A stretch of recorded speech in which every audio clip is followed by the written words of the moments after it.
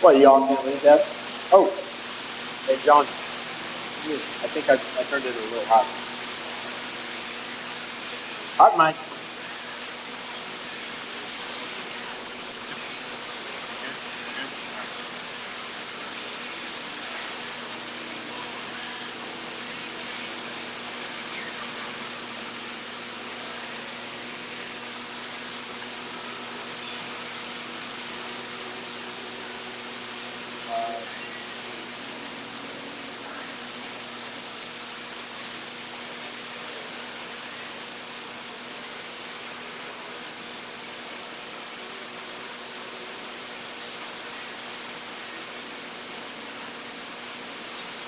All right.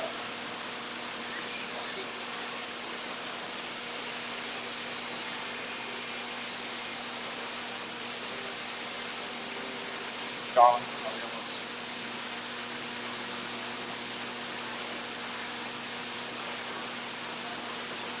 That's right, 31. 31. All right, so let's go ahead and begin. I have walked through the kitchen about 3 times, and not to brag, but that turkey smells really good already. Yeah, it smelled really good last night when I cut up all the garlic too. But let's go ahead and begin. First of all, before I get into Proverbs 31, I have 2 things to say. First one is just related to a phrase. I unfortunately forgot to mention. I am thankful that the Lord saved us from a flood of epic proportions. We were talking about praying obsolescence in the past a minute ago. My washer decided that it didn't want to stop.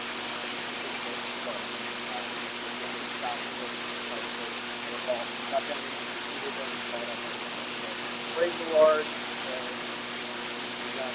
That has stopped. Instead of having to buy a new washer, I reconnected the hose that was coming. So praise God for that. Second of all, I am about to talk about Proverbs 31. Men, you will need to protect me afterwards because I am talking about Proverbs 31. We will be talking about the virtuous woman. So just in case, y'all got my back, right? All right. So we'll be talking about you as well. Hopefully someone will do this. I'm just kidding. So just to recap what we've been talking about all year, we've been talking about what?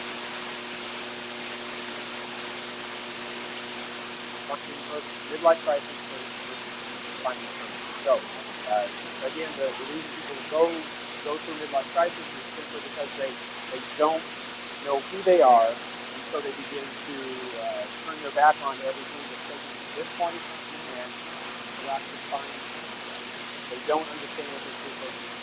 So, we've spent all year up to this point talking about people in general. Most of what we've read has been kind of centered towards the male population, but quite honestly, they're godly principles that we find centered in us as human beings. But we're going to spend some time talking about one of the cornerstones of anything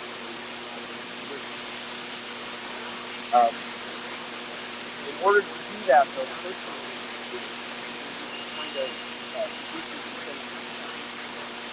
What is a successful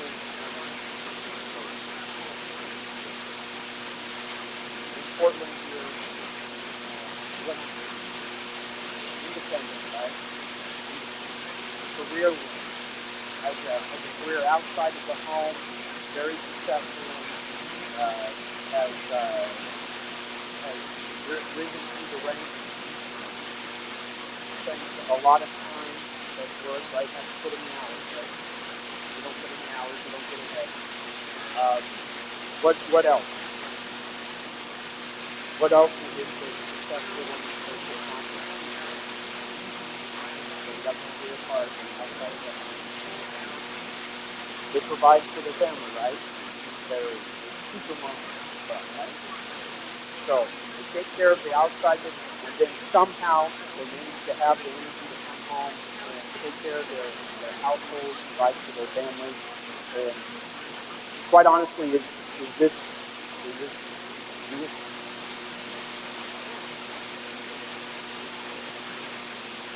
Not without a lot of help. Any one person in and of themselves, I don't care if you're a man or a woman, it is not possible to do everything for everybody all the time. That is what society today asks mothers to do. It's not possible. So the question that a lot of pastors say or take, should women be working outside of the home? This is where the guys need help. The other question is, if they do work outside the home, should they start a family? Should they have children? Because you can't be everything to everybody. You can succeed in one area, but you'll probably fall short in another. This is why McDonald's is so popular. Quite honestly, because who really likes chicken besides the dude? I got the feedback. I will never eat it. Oh, don't get me wrong. I only ate half of it, but I will never eat another chicken nugget. And I know how they're made, and that's never deterred me. Because, let's be quite honest, the way we prepare food these days is disgusting. But just for perspective, yesterday I had my hand inside the guest room. Okay, so I'm down with the thing. It comes with food. But the reason that McDonald's is so popular, the reason that Burger King, Wendy's, Taco Bell, Taco Bell, KFC, all of these fast food places, is because we expect the family today to be on the go. You're not a successful family if you're not. You have to be doing it. You have to be out and about. When I was growing up, my mom did an excellent job of being on the go. She did an excellent job of caring for me. She had to do that by herself. So she had to do it by herself. She also had to take care of me. I'm a handler. Still today, I'm a handler. During that day and age, most families still were the nuclear family expected. And the busyness came because of all the children that had to be involved in soccer, band practice, baseball, track and field, tennis, not swimming. But we have all these activities because the world taught us as children you need to have these activities in order to be well-rounded, in order to get into a good school, you got to do all these things. And so mom becomes mom's captain.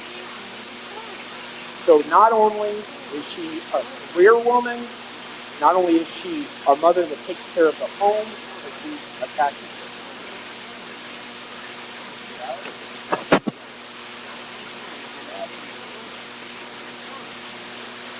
I don't know, maybe we'll come to like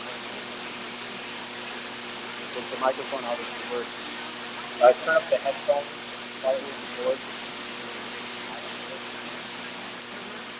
Left that. The mother has to be able to think successful. And if you're not successful, if you're not doing these things, you're a failure. That's what society sees. That's why you have women that become dissatisfied in their life because they don't have any time for themselves. That's really brought to a point. Single mothers, right? No time for themselves, right? You need help.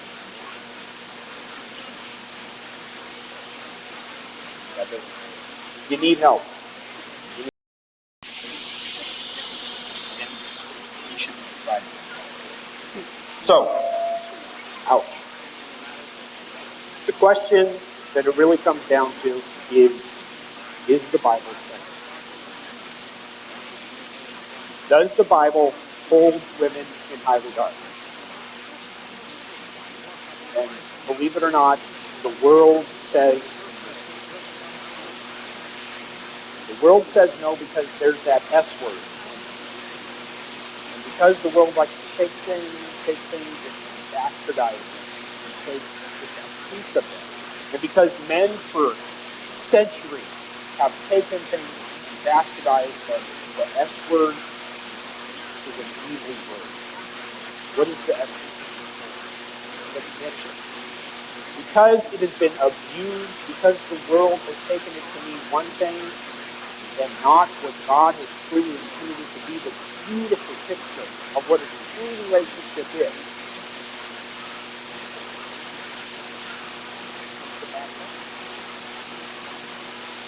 One of my blogs that I look at on a regular basis is Jezebel.com. Now, Jezebel.com is, by its own admission, a feminist, pro-women's rights magazine. And everything Christian immediately bashed right out of it, just because you say the word Christ. I love to read it, just to see the ranks of people. Also, I love to read it because it keeps me on the pulse of what America thinks, because even though they may not all be as radical as Jezebel, it's pretty radical. How does God feel about women in power? How does God feel about business owners, working mothers, CEOs, politicians? How does God feel about stay-at-home mothers, domestic engineers, whatever it is?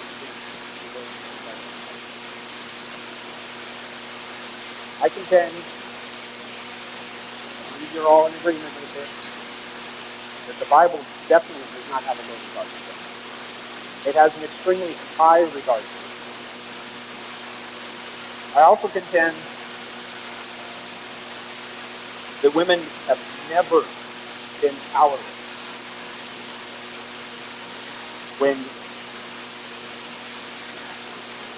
they follow biblical principles, they're imbued with the power to give. They are given the stamina they need. When they're in relationships with people around them, they're able to realize their full potential. They're able to enable others to realize their full potential as well. Women have a power. It is different from a man's power, but it is powerful nonetheless. The world tells us that in order for a woman to be powerful, in order for her to take charge, for her life to be a success, they have to be a man. Everything career-orientated needs to be just like a man. Women are built differently. They have a different purpose. They have a different way that they go about it. They have a different way that they think. Why would you want to find the way it is? This is there. Losing a lot of perspective. Let's look at what Proverbs 31 says about a woman. Compare it to today. We're going to start Proverbs 31, verse 10. I'm just going to read a couple verses here. Who can find a virtuous and capable wife? She is more precious than rubies. Her husband can trust her, and she will greatly enrich his life.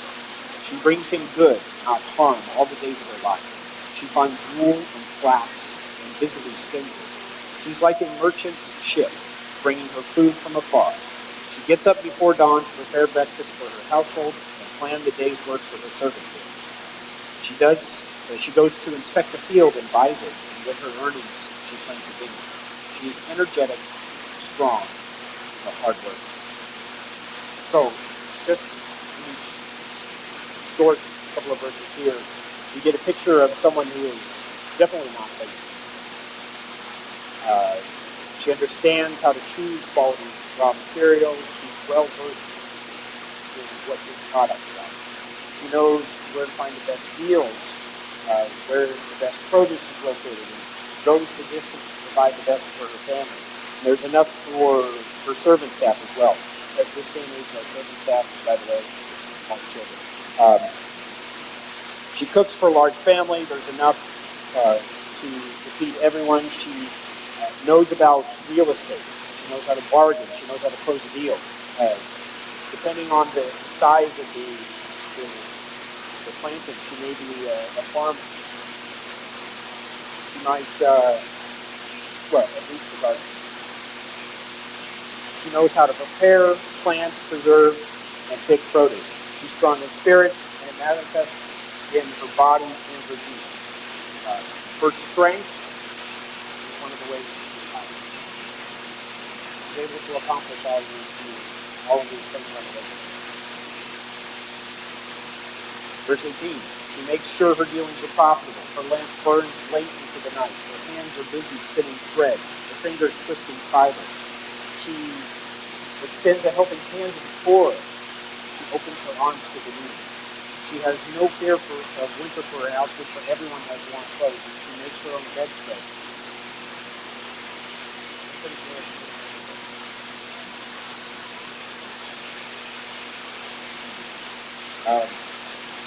But the picture here is of someone that's talented, that's gifted.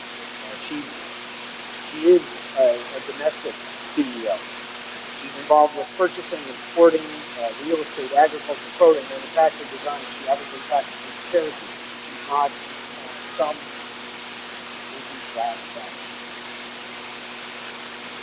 She's not just a pretty girl. Now, it is interesting to note the feminists that we have today all stem from starting to examine their role inside the house. In fact, the first women's colleges were geared towards all geared towards a woman except for women. We have taken that now and twisted that to become someone that's more. In fact, today women are almost looked down upon. All you do is this. That's really quite sad. For the record, anybody that says all you do is things is really absolutely.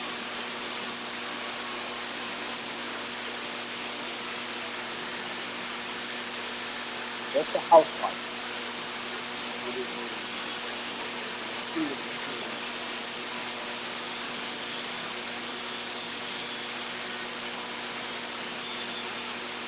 23. Her husband is well known at the city gates, where he sits with other city leaders. She makes belted linen garments and sashes himself merchants. She is clothed with strength and dignity. She laughs without fear of the future. So, because of her, she is increased her husband's status. Because of her, she is increased the status of those that are around her. She is in such high regard in her community that the very fact that you're in association with her raised your status. She manufactures, she sells, she delivers merchandise from her home. She's basically self-employed. She has no fear of any type of layoff. She has no insensitive intolerance or incompetent bosses. She has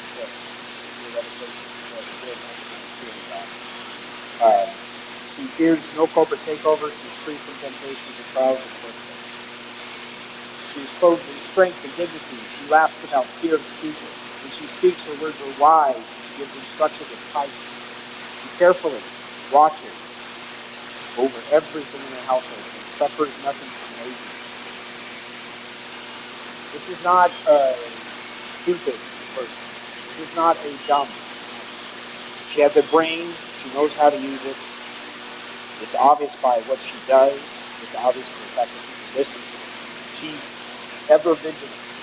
This is not a bonbon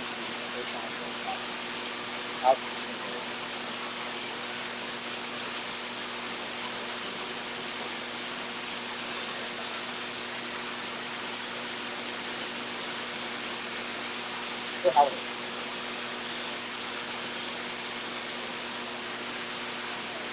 My wife.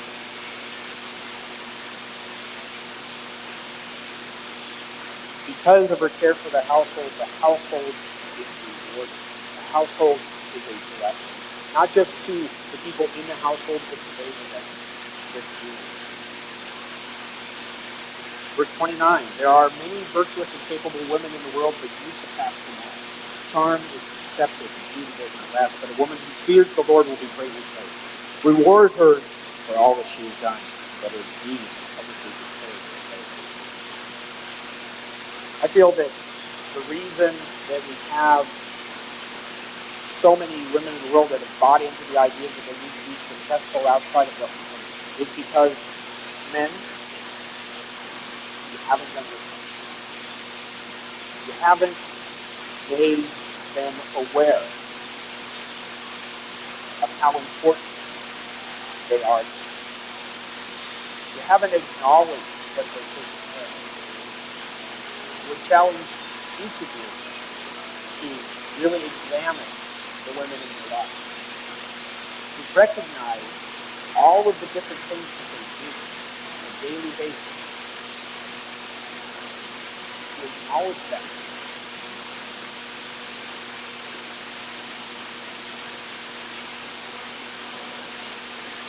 To be doing that every day. But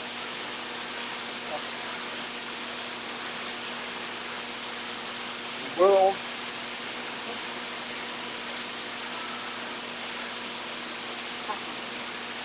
berated, especially for the way that a woman's mind works. It has to be better. The only way to do that is not your husband. The only way to do that is to make all the women in your life realize who they are, truly who they are. Don't fail them. Don't let the world win. Because the world will continue to tell them over and over and over again, well, if you don't work outside of the house, you're a failure. Or if you don't fully provide for your family while you're working outside the house, you're a failure. Always telling them that they need to want and do more. Always telling them that they need to do better than they're doing. Do they need to improve? Do they need to grow? Yes. So do we all. Is that really accomplished by telling you you're nothing? That you're something new? That's what leads to midlife crisis for women. What leads to midlife crisis for men? The picture that we're giving here is Proverbs 31. Quite honestly, totally and completely unattainable on your own.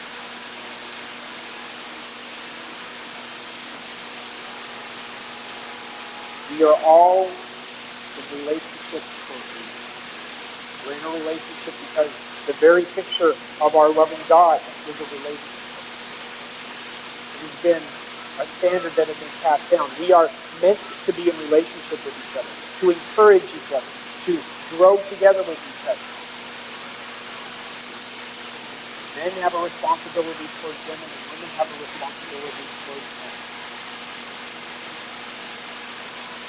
The core thing that keeps these relationships true and right is our belief in God. It's in the beginning of all wisdom. If you lose sight of that, then you lose sight of your purpose. You have to go out and discover who you are. Don't let that happen.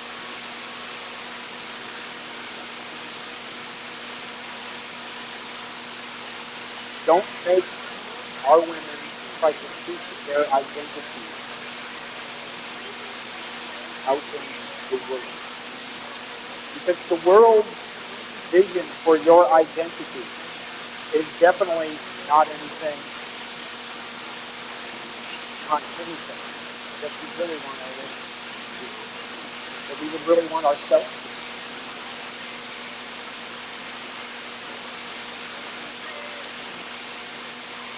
We are told that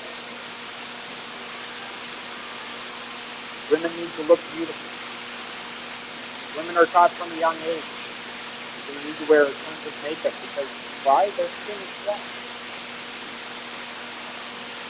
They're told that they are flawed. They don't look a certain way.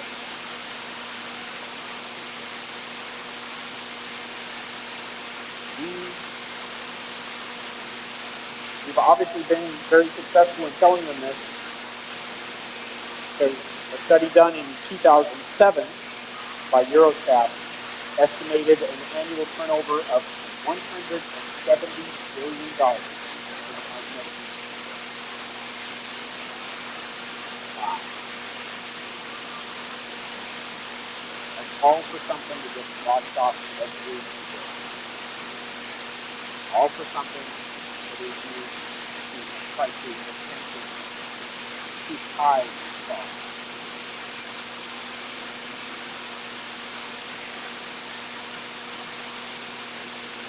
I can guarantee you, women, if you truly want to be beautiful, seek after God.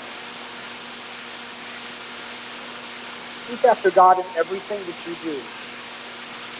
There is absolutely no makeup that you could ever put on that will make you as beautiful as your inner strength that God will give you. The spirit that God bestows upon us will make you look more beautiful than any supermodel that you ever see. Doesn't matter how young you are or how old you are.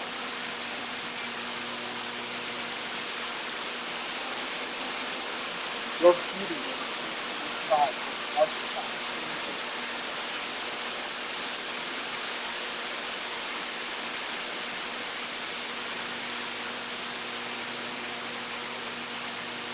Reward her for all she has done. Let her deeds publicly declare her praise. If you took Proverbs 31 alone and by itself, it speaks for itself. There's nothing in here about women should be in the kitchen, barefoot and pregnant, totally submissive to her husband, and a doormat. There's nothing anywhere in the Bible that describes that. The reason that we even have that picture of submission being a dirty word is because men, the world has taken this idea of submission and abused it. They've abused it so it looks like somebody subjugated. Your wife is not your servant. She's not your slave. She's a person with a valuable part in your relationship. True understanding of submission is what the Bible calls it. Wives, true understanding of submission.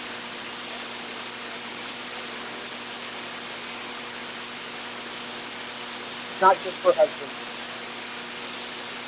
for all of our relations. We are each called to be submissive to one another, just as the Son and the Holy Spirit. We are given the picture from the very utmost and first relation.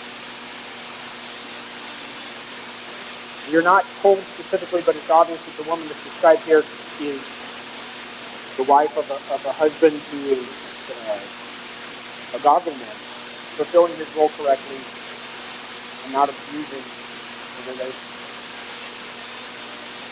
Both men and women need to fulfill their roles correctly for individuals, for marriages, for families, for the gospel, for God's love.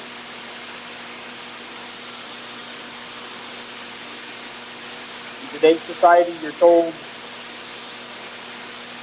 to do this or you're not.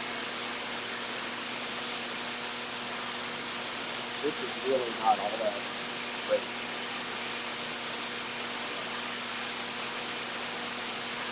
We're also not given a picture of a woman that has no business outside of the home. And the example that we're giving, this is an industrious person. Knows her business. Gets things taken care of.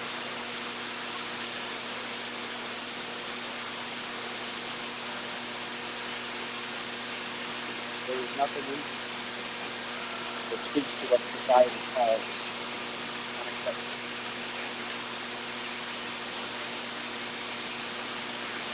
When you stop looking to society to fulfill you, when you stop looking to seek your identity from what others think of you. Remember we talked last week about where you get your identity. When you stop looking to others to be told who you are. When you understand that your only true identity can come from your relationship with God.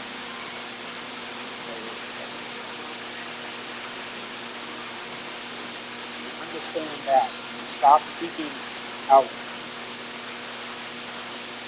others to tell you who.